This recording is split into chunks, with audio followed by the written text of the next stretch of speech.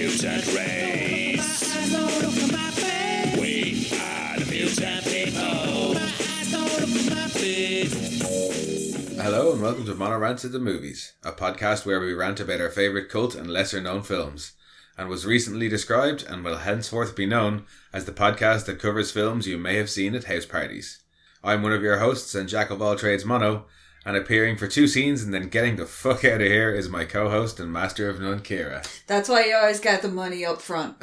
Oh yeah, John Malkovich was not hanging around for and this on one, the was back. he? Yeah, he was gone. 2 days and done. Money up front. Do like Aretha did. Put it in that handbag. Keep it on the piano. Get the fuck out of there. Well, hang around for like 1 or 2 behind the scenes interviews, but give you know they got him on a break when filming. Oh, he looks so fucking bored. But yeah, we are we're staying in Apocalypse Town this week, and we're throwing in some half-baked prophecies, some vague steampunk, and some bad acting with 2008's Mutant Chronicles. Oh god, it's bad. It's so bad. It's bad, but there is a charm to it. Because it's so bad. It is the movie version of Deadly Premonition. Ah, it's not that. Okay, that is in a league of its own. Yeah, Deadly Premonition is just, it's Deadly Premonition. There is I can see why you draw the parallel. Yeah.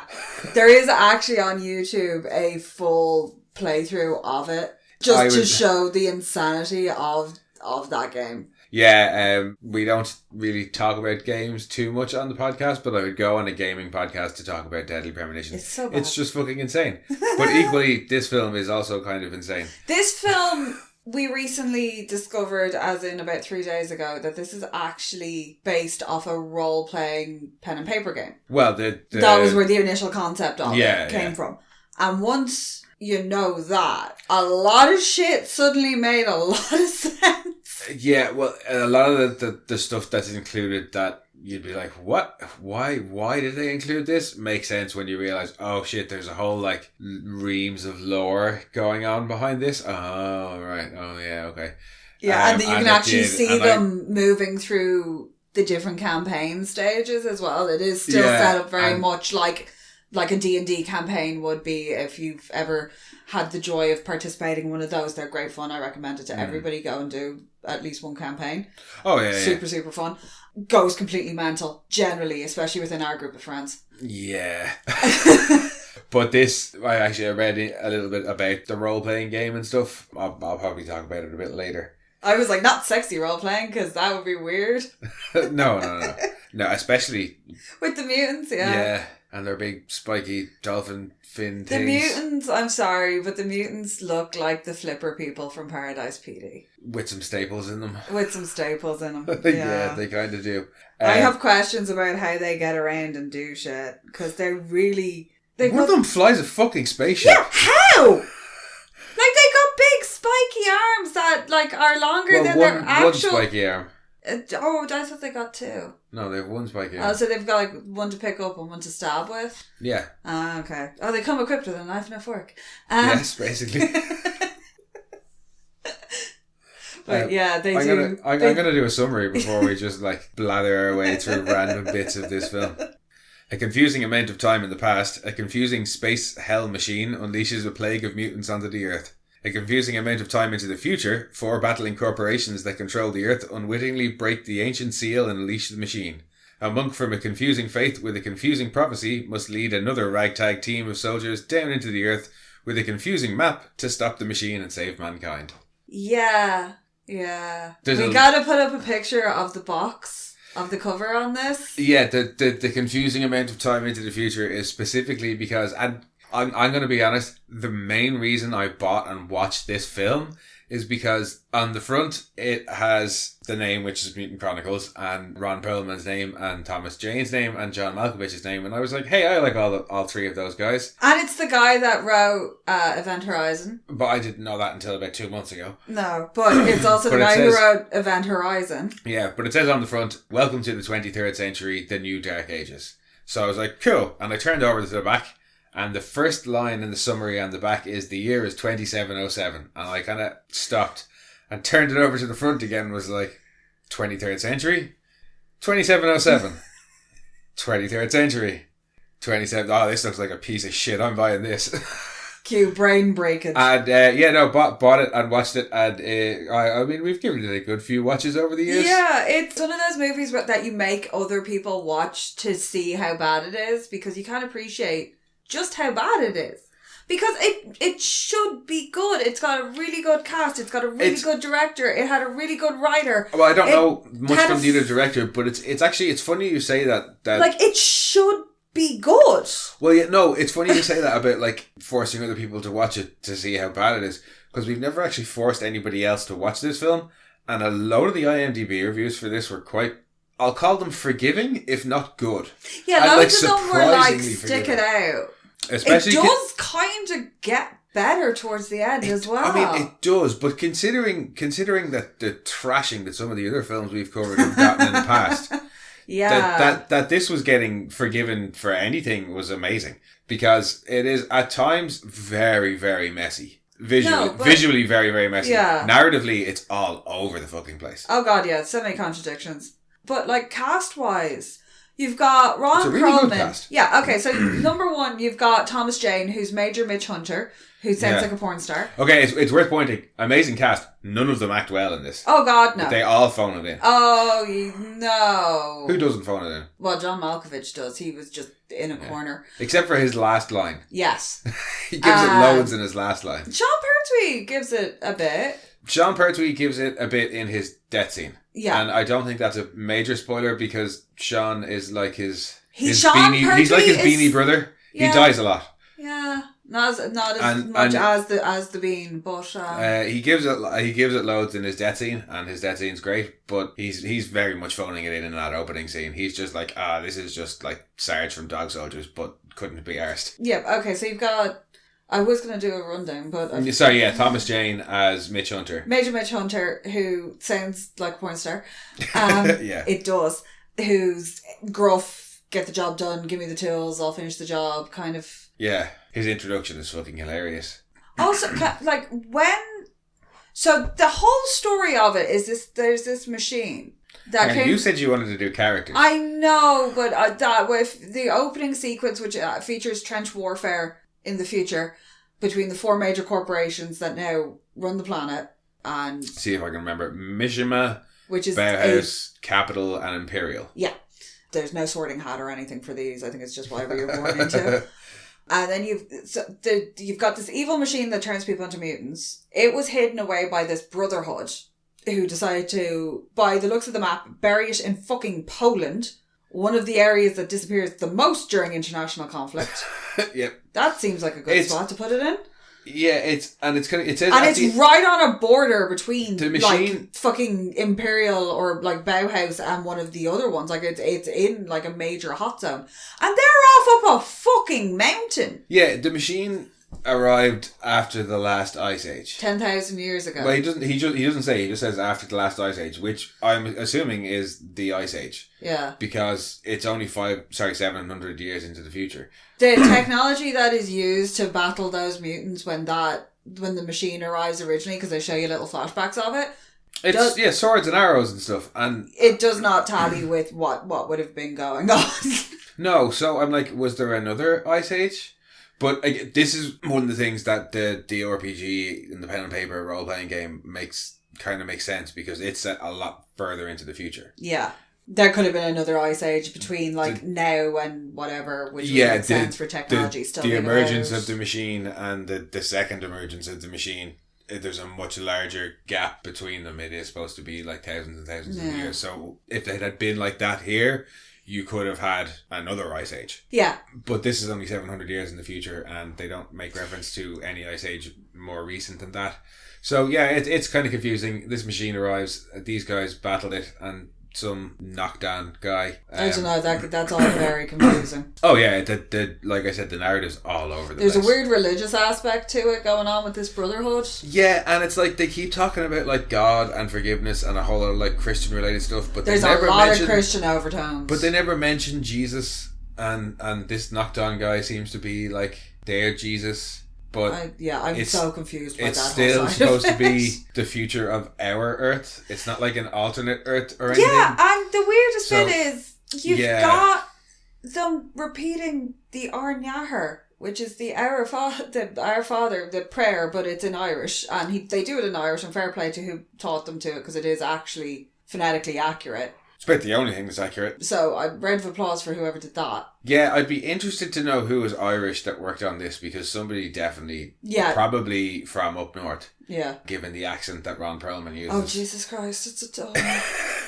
But yeah, so the whole machine thing is very confusing, because we get its history 3 times. At the start, we're told it came from space and turned a whole lot of people into mutants. And then about halfway through the film, we're told Ron Perlman is like, oh, God sent it to punish us or something? Yeah, there was a battle between heaven and hell, and basically he retells, talks about the fall. Yeah, he retells the first couple of chapters of the Book of Enoch, which is the non-canonic. It's not included within the Bible. You can get it separate. Which catalogues the schism in heaven and the fall of Lucifer, which basically is the fall. The machine. But yeah, story. The machine then gets sent forth by these like forces of hell in this story, and then later on again in the film, he talks about how the machine is like worse than the worst that man can do, because it's from outside. God created everything here, but it's from outside, and it's like, which the fuck is it?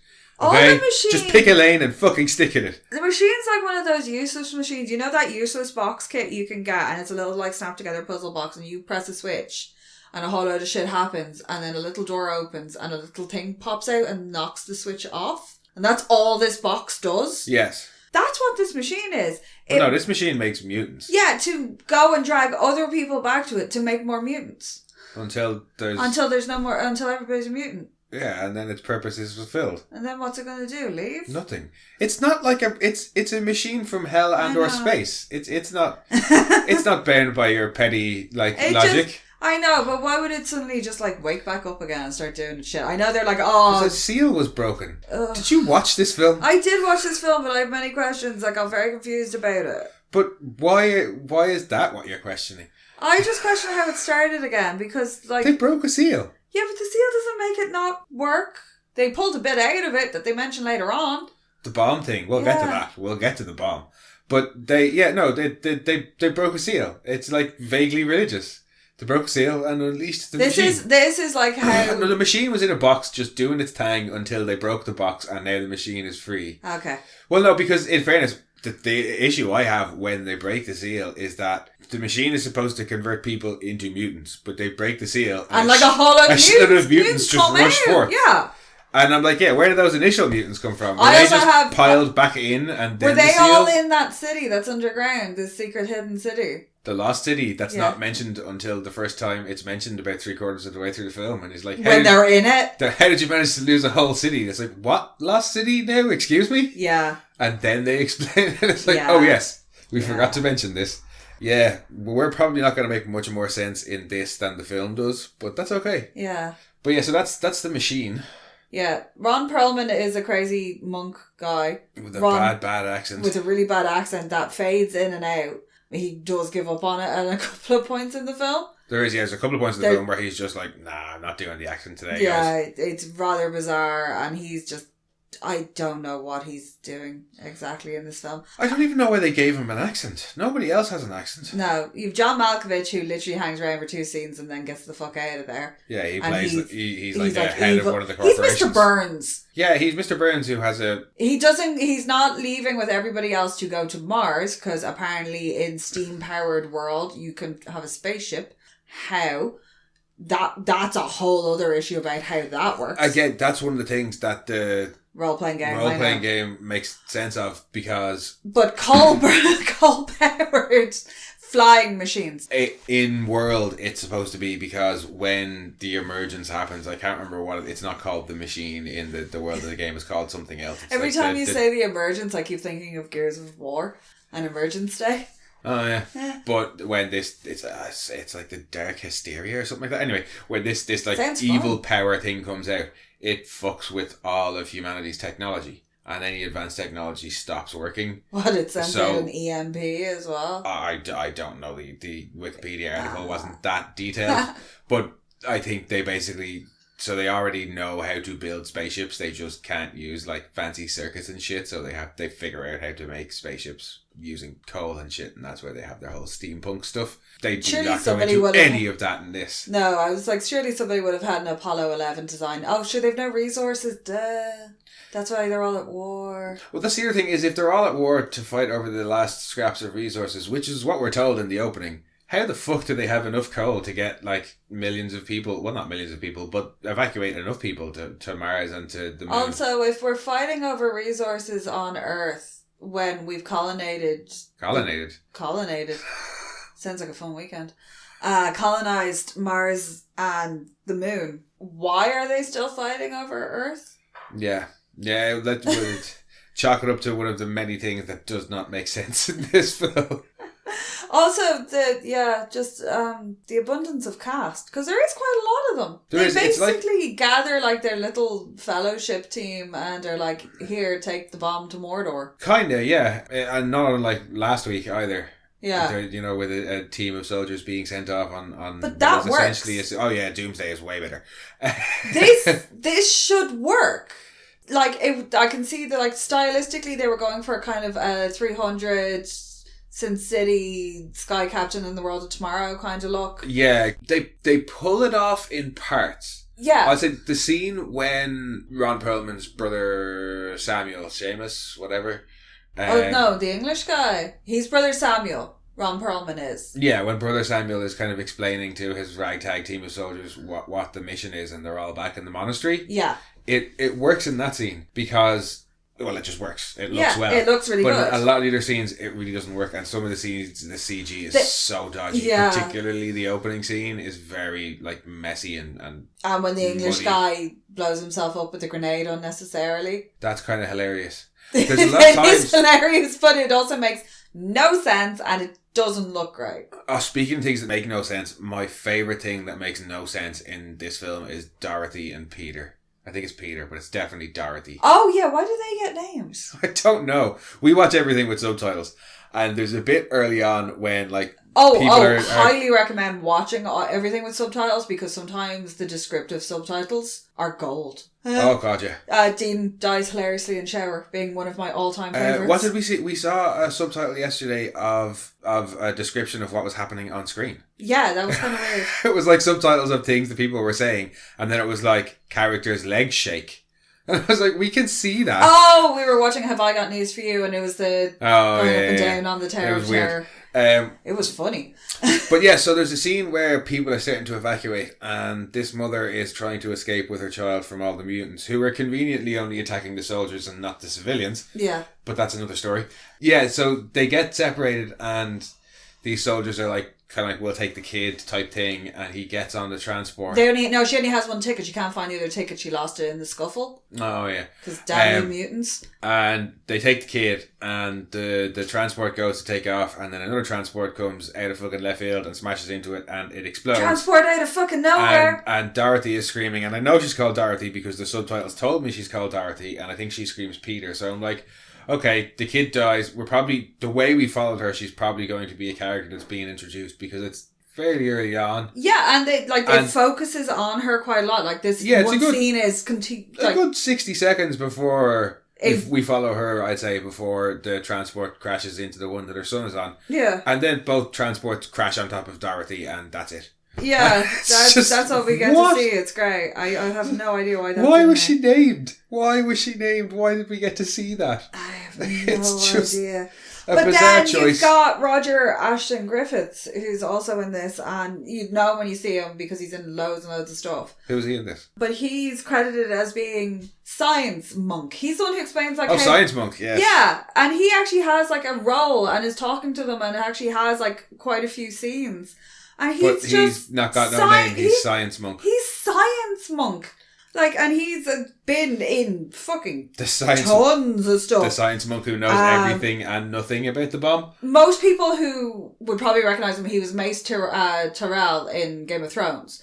Which, because everybody was in Game of Thrones, it's a good reference point. Yeah. Like, and he was in Brazil, and he was P.T. Barnum in Gangs of New York. He's been in tons of stuff. He deserved a fucking name. Yeah, because he's just Science Monk. Science Monk. Yeah, no, Dorothy is weird. Dorothy is weird. Dorothy is very weird. There's a lot of things about this film that are very weird. The inclusion of some of the characters makes no sense. Although some of the characters, I think it was literally just because they had these insane lines that they needed to give to somebody.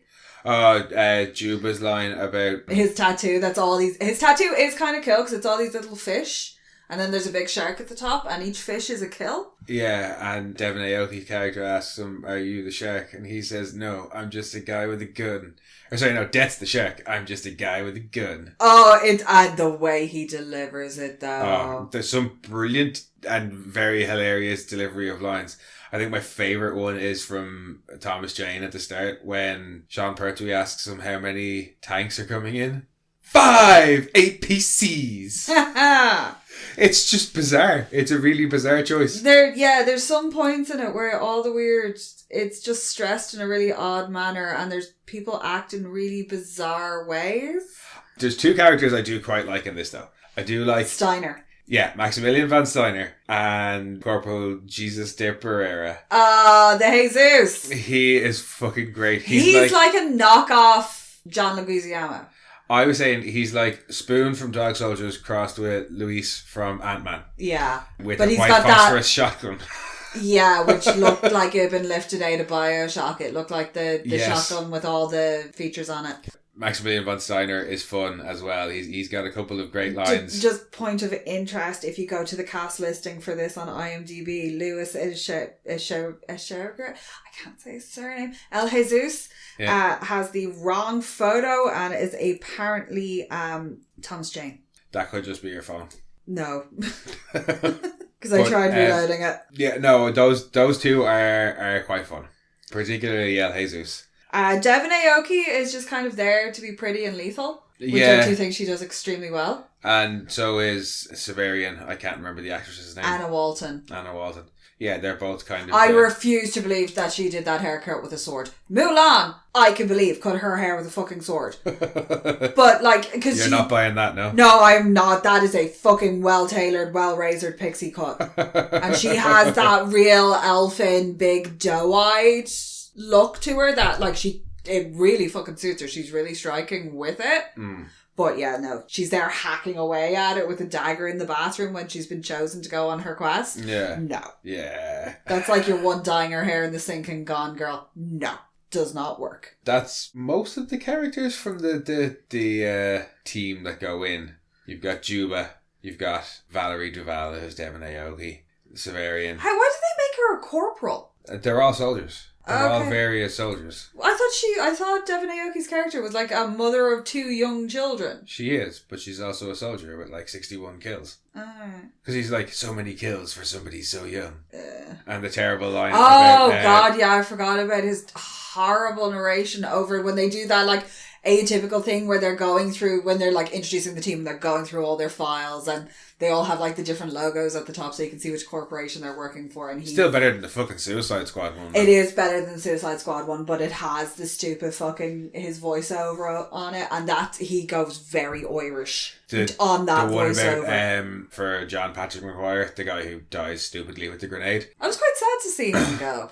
You know, he was actually kind of a fun character, but his introduction in that narration where he's like the only soldier who refused the tickets to Mars, the type of soldier we should be saving, not sacrificing. It's just it's bad. Stop. It's bad. But yet somehow so fun. It is, and I mean, it meanders a bit, but once they kind of get through the city and are down in the tunnels, once you get past that scene where they're rappelling down the elevator shaft, do you know it does pick up. Yeah, do you know what I think it is as well? Is there's a couple of fun scenes. There are a few fun scenes in it, like, and in between the fun scenes is where the narrative ridiculousness is and the garbage CGI is, so you can rip the piss when you're not entertained. Yes. Which is also entertaining, and that's probably why it's one that we watch so often. There are a few nice touches. I do like the old atomic shadows when they go down into the lost city. Brother Samuel says something about how nobody knows what the story is with the city. It's been down there for 500 years since the Black Winter. And then a couple of minutes later, when they're walking into the top of a building, Duval asks, "Oh, what's that?" And she points to this thing on the side of the building, and it looks like Atomic Shadows. Yeah. Nice little touch. Yeah, there's a few little bits that are kind of, remnants of a previous civilization, especially once they go underground and start going through things. Like all ancient ruins, it features some lovely Victorian brickwork plumbing. Yes, we did get some Victorian sewers. The church that they used to get down into the abandoned city, that's got like statues of the mutants and stuff. Yeah, that's what the fuck was that about? Why wasn't that explained? The church that's just in the middle of the old city, despite being clearly on the far side of the old city in the map. I'm so sorry. When they crash land and they're like, oh, we're this far away from it, and they pull out the map and they're like, oh, we'll have to cross the city, and it's literally from where they're standing a straight fucking line. Yeah. And there's an avenue. There's a whole lot of like windy streets the whole way throughout the city, and then there's one straight line right the way through the city, up to the old city, and then to the church that's on the far side. I also love the way they crashed, got out, looked around, and were like, oh yeah, it's over here. Basically, yeah. In this area they had never been into, which is war-torn. Yeah, it's a bit weird. I think they're supposed to be in a different territory. They're in like they do mention, oh, we're in Imperial territory now, and it's struck worse by the mutants or whatever. Because apparently in 6 weeks the mutants have completely overrun the Earth. Yeah, shoot them in the head. I do like the bit where they're talking about how to kill them. Oh, and they have one. And, they managed to capture one by pinning it under a tank. Yeah, so they're I like it. I do like Steiner's little story about that. We were sent out with nets and tasers, and the tasers were useless, and they shredded through the nets. And Maguire's like, "How many men did you lose?" And he's like, "I didn't count." And we eventually pinned it under a tank. Yeah. He's talking about what kills them, and he's like, small arms fire, grenades, massive bodily trauma. And then it gets loose, and Severian slices the fuck out of it, and he just goes, "And swords." And the mutants themselves never really feel like a threat until the very end of the film. Once they get inside the machine itself. They're never really a threat. They're just constantly attacking and either shredding down nobodies. They're only really useful once they reach kind of horde numbers. Well, no, even at the start we see like it's only a few of them taking out like a load of soldiers. But they're just, I don't know, it's just... They're just not effective. They're like, there, but... As a presence, as a threatening presence, they're just not very effective. Yeah, they're not kind of worth evacuating the planet over. Well, I don't even mean in-world. I just mean watching it as a viewer. I was like, a lot of the time. I'd say towards the end, I think it's probably when we're seeing more of them in prosthetics and less of the CGI, that they're more visceral. I don't know. But I do like the inside of the machine itself. Yes. No, it gets more interesting the further along it goes, and the sets for the machine world. Well, I think there were actual sets that. Yeah, it does make a big difference to it as well, but it just makes it feel a lot more grounded and real, and like they're actually interacting with things, including spitting death fire platforms, which fun. And all sorts of mad shit. It's like it's grown up Goonies. Kind of is, yeah. Because there's puzzly bits in it as well. I'll put it in the hole. Yeah. What hole? Any hole. Any hole. Yeah. Deedly. Yeah, definitely. There's a bit of a Geiger vibe to the inside of the machine, I thought. There is. In sections it's very biomech-y, but it also kind of goes through all the same stages. We watched the second Jumanji recently, and the whole bit of them going through the machine reminds me of the bit where they're crossing the rope bridges and that. Where they're getting chased by all the baboons. Yes, that was one of the bits I was awake for. Yeah, you fell asleep during it. Yeah. It looked a bit like that. It had that same kind of vibe where it had gone from being kind of post-apocalyptic, oh no, what are we going to do? We have to go on this mission to save machine, to just becoming this kind of almost family-friendly adventure romp. I wouldn't call it... Once they get into the machine, like, it just seemed like... I wouldn't call it family-friendly. No, I know what like, you're getting at. But you know, like, the general... It does become more of an adventure movie, and it started becoming like levels in the Crystal Maze. Yeah. And if you watch the Crystal Maze, especially the Darrow, or not the Darrow Green, the fucking Richard O'Brien era. Yes. It was very much the future zone. I feel like a bigger budget and I don't mean to shit on the director, but a stronger guiding hand might have made this a much better film. I think, especially with the director it's the same issue I have with Zack Snyder, that the love of the material overwhelms the ability to edit it critically. Yeah, because he's definitely tried to cram in too much. Like, we didn't need there to be all 4 corporations. There's a lot of stuff that we don't necessarily need in this that doesn't add to the overall story of gathering the soldiers. It's because I think that a lot of the opening info dump is really weirdly explained. Like, you've got badly explained as well. Yeah, because you've got Ron Perlman being like, oh, I went to see when this happened, I went to see all the 4 leaders of it, and it's like, then you find out that they're in some fucking snowy Tibetan mountaintop temple, nowhere near the fucking seal they're supposed to be guarding. Yeah, and you think if there was something so sinister, devastating and sinister under the ground, you wouldn't keep it a secret. No, you'd be like, hey guys, on top of it. Hey guys, nobody forget about this giant seal with this horrible machine underneath, okay? Just in case. You would do what any other, like, you would build something around it and keep it at the centre of it. To guard it. I certainly wouldn't consign it to myth and legend. Okay, it's up there for Doom, for health and safety. Oh, of the portal. Yeah, because that could have used a cordon too. Well, then a cordon, a big flashing sign that says, apocalypse machine beneath. Yeah, do not tap seal. Yeah, do not break seal. In case of emergency, do not break seal. Yeah, do not tap seal. Frightens mutants. But the bomb as well. Yeah, there's a bomb at some point. Did they use the bomb? Well, it turns out not to be a bomb, remember? Well, I know it was in a backpack, but I lost track of the backpack. The bomb thing was like that weird globy thing that looked like a ceiling lamp. Yeah, that they then tried to try and plug in the... Yeah, and then it turns out that's one of the swords that does the thing. Yep, it's one of the swords that does the thing, which and is then convenient. The thing turns into the other thing and fires towards the other thing. Yeah, which is convenient that they gave them the dusty old swords they managed to hang on to. Well, I think that was the whole point of them, is like, here's these ritualistic swords that haven't been tended to in years. Hope they don't snap on you, because they're old and dusty. That's not how you treat a sword. I know. Well, the whole book. They've gone brittle from thousands of years of non-use. Everything about the order is very fucking haphazard. Yeah. It well, really your one is. can't read. That seems unnecessary. Yeah, the holy book itself is just like... gibberish and drawings. And it's like part treasure map, part prophecy, part Bible... And it's all very confusing and has a hole in the middle of it for no reason other than so a character can get stabbed through it later on in the film. Without ruining the book, it's very convenient. There's so much convenience in this film. Yes. Particularly when Sean Pertwee's character reappears later on. Oh, that's really funny. And like 6 weeks they've been dragging him. 6 weeks they've been dragging him back to the machine. How is he still alive? Like precious fluids. He got sliced open before his big heroic last stand. Yeah, like he was basically dead. Yeah, and then got overwhelmed, stabbed through the shoulder, and dragged however far back. At the very least, and hang on, sepsis was sat in by now.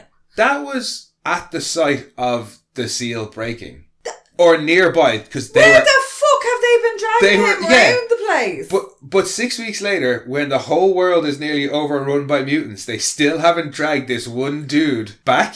It just seems really, really efficient as well. Inefficient too. Their method of collecting people. Oh, well, equally inefficient is that whole diversion, because Thomas Jane... Why don't they just go down the big hole? Well, no, Thomas Jane goes off to saves him, and then kills him. Yeah, in hilarious fashion. Oh, that's fucking brilliant. Yeah, in extremely hilarious fashion. Yes, very great moment of levity. It's supposed to be very solemn and somber. Yeah, that as well as Ron Perlman abseiling down the elevator shaft is very funny too. Yeah, that's pretty funny. There's a lot of moments that I think are supposed to be played for drama that just come off as pure comedy. There really is. And there's a couple of moments that are like, somebody's just worked out something, but you're like, how long ago did you work that out? And you've been standing here listening to the rest of them argue before being like, hey guys, this thing. Yeah, the water in particular. Yeah, the water dribble. Yeah, that's like we just sitting here arguing, like throwing rocks around the room trying to get out of... Tell the truth. You were taking a leak in the corner. That's how you found out, didn't you? Probably was. But it's still fun. Yeah. As many issues as I have if you ever with see it in a fun. bargain bin, pick it up. I wouldn't spend much money on it though. No. Like, yeah, if it's streaming somewhere, it might even be on YouTube for all I know. Yeah. It's worth it for a laugh. And, like, it does. You can see the potential that was there for it. You can kind of, again, once they kind of get through the underground part of things and into the machine, you can see where the intention was going. And fucking Devon Aoki's character does not deserve the death she gets. No, because... She's like, that was, like, unnecessary. She pissed off somebody on that set, I think. Like, that was very unnecessary. Well, you think she's dead, and then she comes back, and you're like, yay! And then she dies, and you're like, okay, fair enough. Like, but yeah, it's near the end of the film, and not everybody can say, oh, you didn't have to do that to her. Jesus. Yeah, she was already dead. Leave her alone. Like, yeah. You can see kind of where they wanted to go with it, because there is bits inside the machine that look really, really fun and are really well done. When Thomas Jane is all like strapped down. Yeah, that's a really well thought out sequence. Yeah, when he's fighting with the thing because it's trying to inject him in the face or something, and I was just going, head clamp.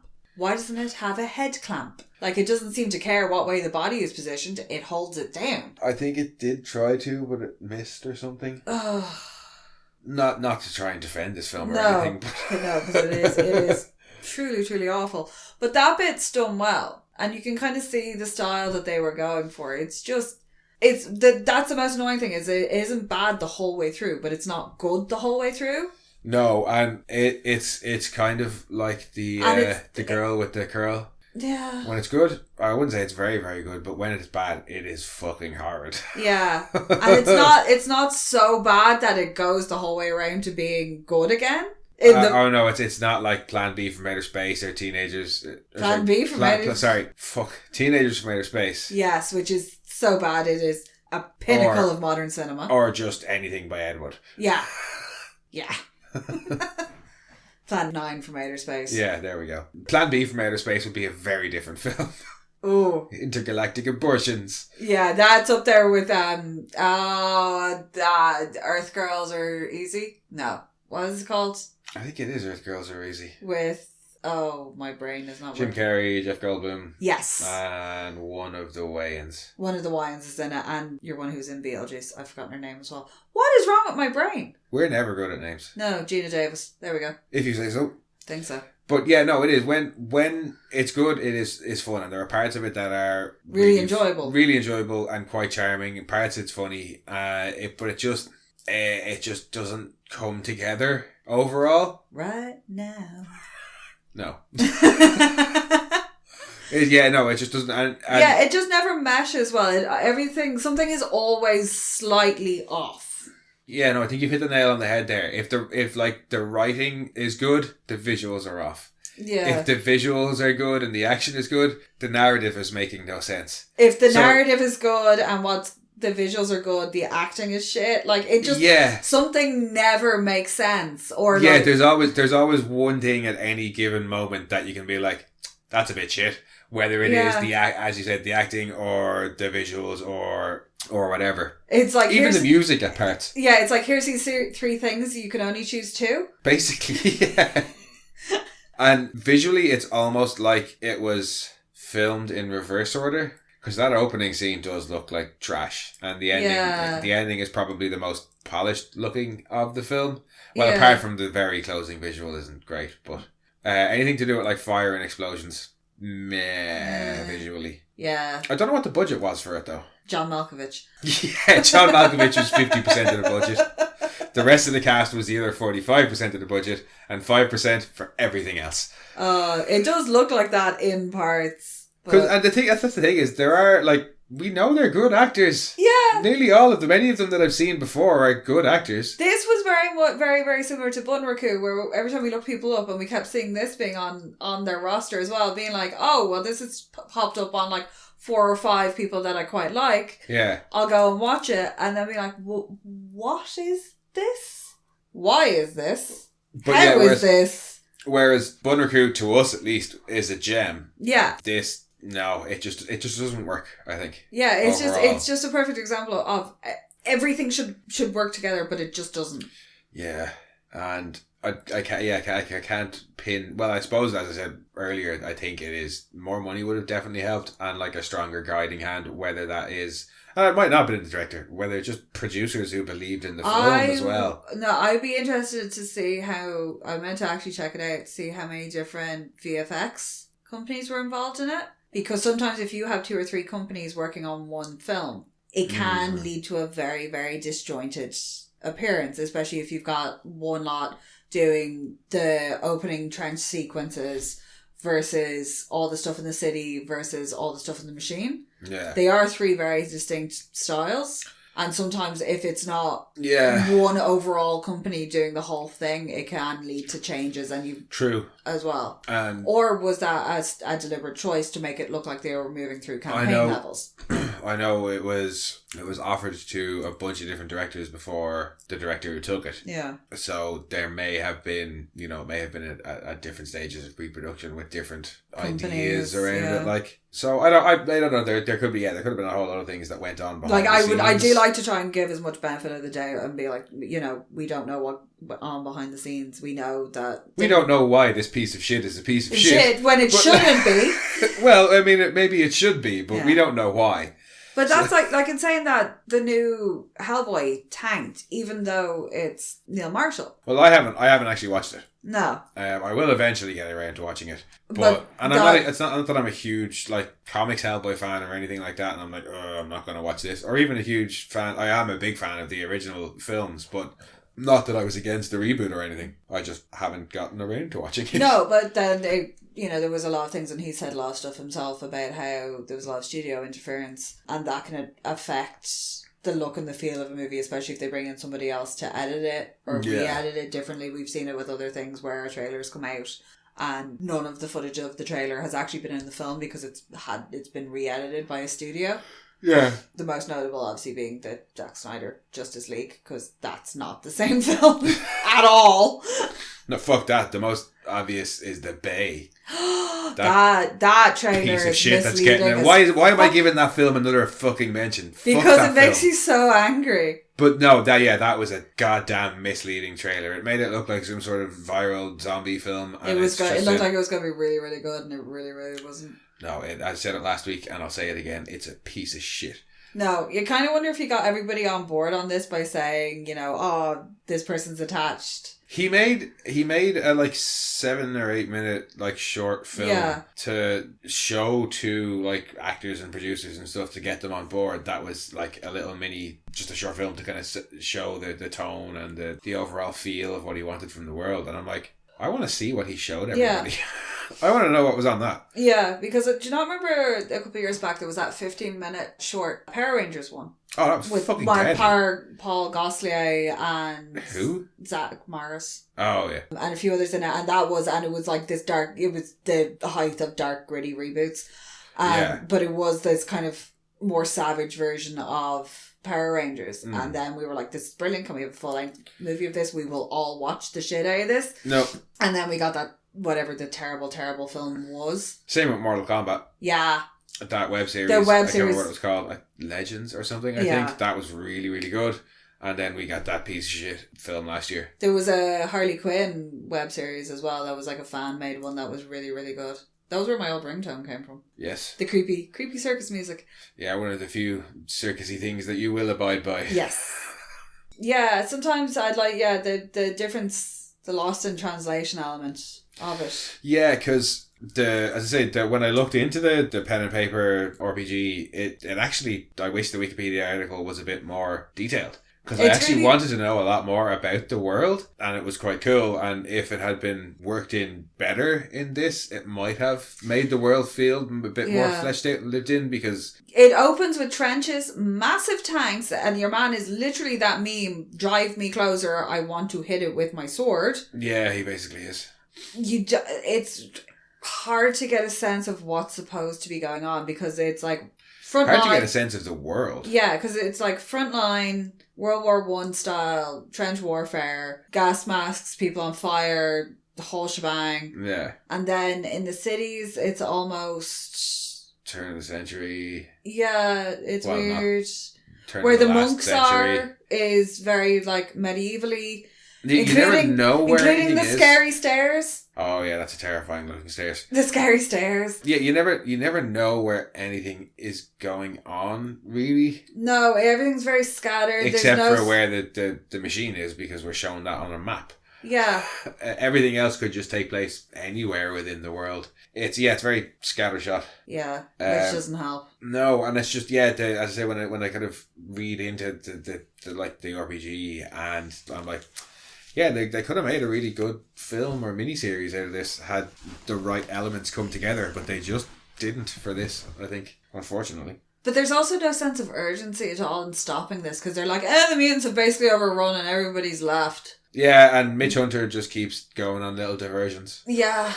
There doesn't seem to be an overwhelming sense of urgency. And ultimately, both of his diversions are ultimately pointless. Like, they end up leaving by 12 hours so that the two religious ones can fucking meditate on their mission. Oh yeah, is there anything while they do some like weird rituals and she chops off her hair unrealistically. Oh, they basically, is there anything to be said for another mass? Oh yes. Before we go off on this world-saving mission.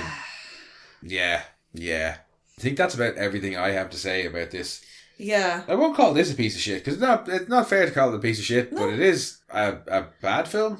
It's just one of those things that you with can't elements of charm. It's just one of those things you can't describe, where it just doesn't work. Yeah. It should, but it doesn't. But for some reason we saw fit to podcast about it, so it definitely does something right. Yeah. I think it stays with you because you do walk away from this going, what? Definitely. Yeah, and then you'll watch it again because you can't quite remember. Yeah. What exactly has gone on. I don't know. I think we've watched this about 7 or 8 times and I still can't tell you exactly what goes on in this film. That was pretty evident as we discussed it. Shut up. There's a few people I'm still not 100% sure when they die. No, I think I have a fairly good memory of when everybody dies. Because some stuff is quite messy, so I'm like, when did you go? Where did you go? What happened to you? Where are they?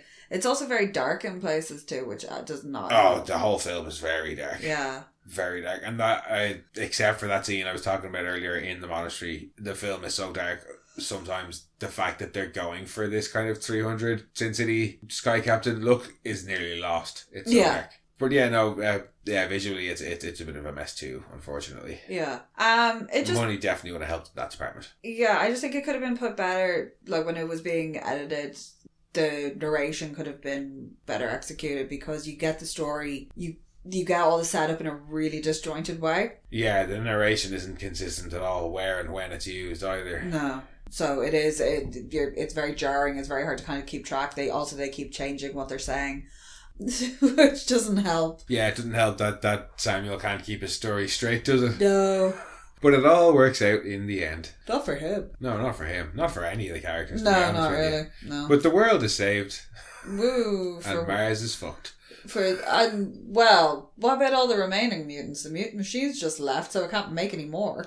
Yeah, it's never stated that, if we stop the machine, all the mutants will die. So. No, well, the mutants seem to operate perfectly well without the machine. It just seems to mutate them and that's it. Yeah, they'll just be left dragging bodies back to a machine that does nothing. They won't care. They just drop them in the hole and go off to get somebody else. Back to the hole. Yeah, so until that hole fills up, the mutants don't care. Yeah. Or until they run out of people, which at this point I say they're probably getting close. Yeah. If they can overrun the world in 6 weeks. And they had to drag all those people back to that one hole. Which means there's people probably being dragged. That's why the guy is flying a spaceship. That's why that one mutant was like, fuck this. I am not dragging this guy back across 3 continents back to a hole in the middle of Europe. I am learning how to fly a spaceship, flying it back there, and then suicide bombing a ship. America should have just been like, yeah, whatever, the Americas, because they were like, fuck it, it's on your continent. It's in Europe, yeah. Yeah, we're not attached to it. They can't swim. Well, we don't know that they can or can't swim. We never see them in water. Yeah, but they're not going to be crossing the Atlantic. No, probably not, except for that one in the spaceship. Which made no sense. He's got a suicide mission, so... Yeah. He ain't... I don't know. That was weird. Very, very weird. Very, very weird. Very weird. But that was Mutant Chronicles. Yeah. They don't really turn into, apart from the big spiky hand and the random staples... Yeah, I wouldn't call them mutants. No. But mutants they are. Yeah. Mutants they are. Mutants they were. And I think I'm done talking about this film now. I'm not even going to tell you guys to watch it. Watch it if you want to, do or don't. I don't give a shit. If you like being unnecessarily angry at something for not making sense. I mean, I think we've probably made a couple of our listeners unnecessarily angry at us for this one. I think it's just such a baffling film. Yes, that is definitely is. It's definitely a baffling film. Like, it really is, because it's some of them, the ones that are bad are the ones you can kind of see it with Priest and Legion. They were going places and you knew they were going places, but there was budgetary constraints, so they had to cut it short, so they wrap up really quickly. This doesn't even do that. No, that definitely wasn't this film's problem. Many problems this film had, that wasn't one of them. But yeah, no, I think next week we'll probably have to cover something with a bit more substance. What do you reckon? Yeah, most likely. What kind of substance? I don't know, but something with a bit more substance. Yeah, no, I think it's just this is one of those films that's it's so weird. It's just so weird, and it had to be spoken about. Yeah. It definitely had to be spoken about. Yeah, we need to share the pain. If I gotta suffer through it. That's basically what it was. It's collective trauma. Right, but that's enough collective trauma for 1 week, I think. Yeah. So we will be back next week, guys, with something of more substance, as I say, but as yet undecided, because it always fucking is.